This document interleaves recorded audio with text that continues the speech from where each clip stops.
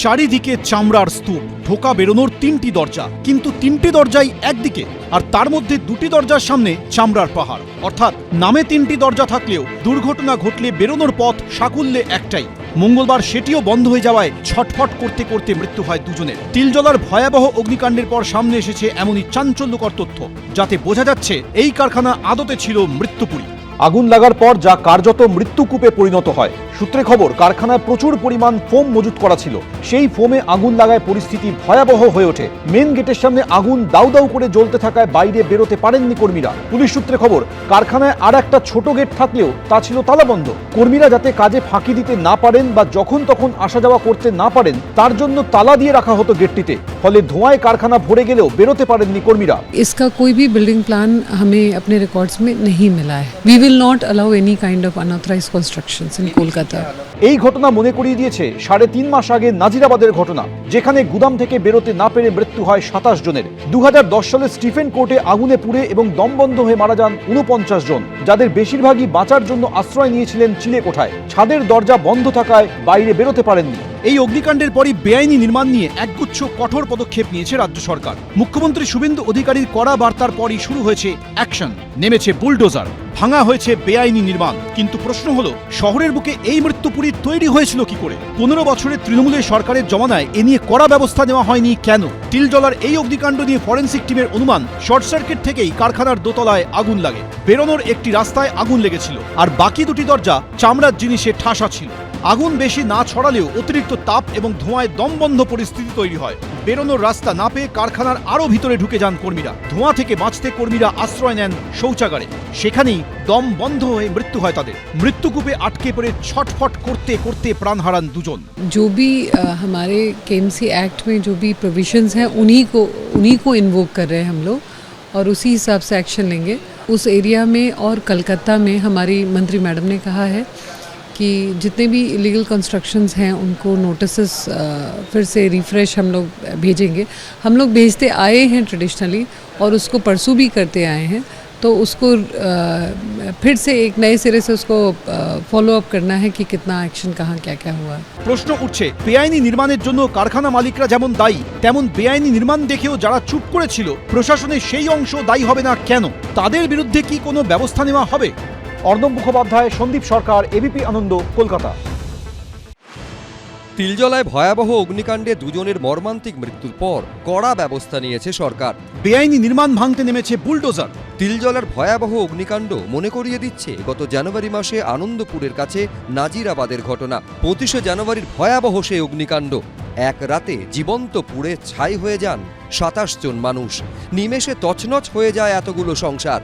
মঙ্গলবার তিলজলার অগ্নিকাণ্ডের প্রেক্ষিতে নাজিরাবাদের প্রসঙ্গ টেনে কড়া হুঁশিয়ারি দেন পুর ও নগর উন্নয়ন মন্ত্রী অগ্নিমিত্রা পাল।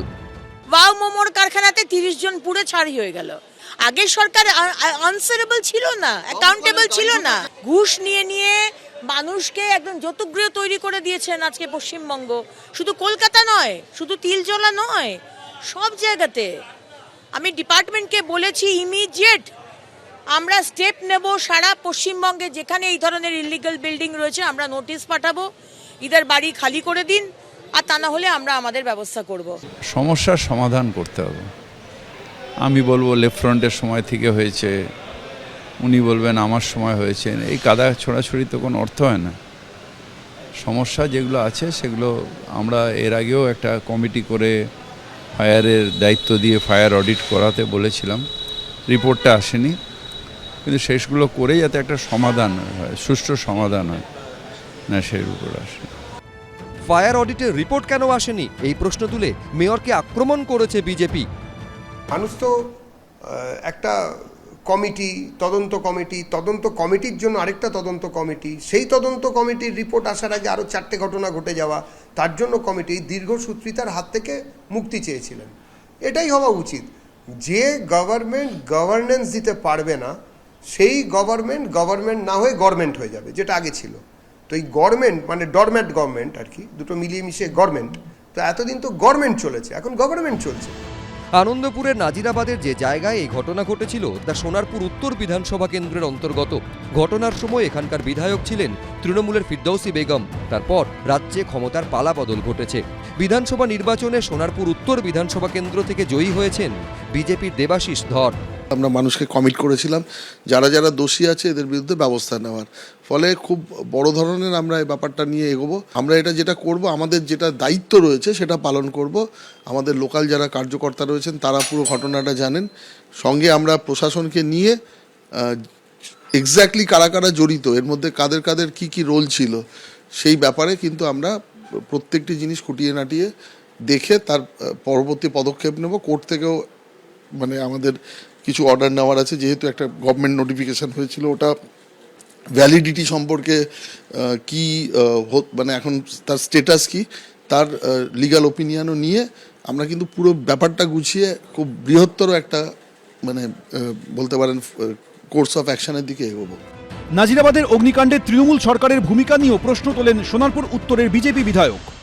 নাজিরাবাদ ঘটনা হওয়ার পরে সবথেকে আশ্চর্যজনক ঘটনা ঘটেছিল যে কেসটা রেজিস্টার্ড হয়েছিল নরেন্দ্রপুর থানায়, কিন্তু অদ্ভুতভাবে তার কয়েকদিন পরে একটা মানে তদন্ত যখন শুরু হলো, তদন্তটাকে শেষ করার জন্য বা ধামাচাপা দেওয়ার জন্য একটা গভর্নমেন্ট নোটিফিকেশান বেরোলো, যেটা গেজেট নোটিফিকেশান বেরোয়।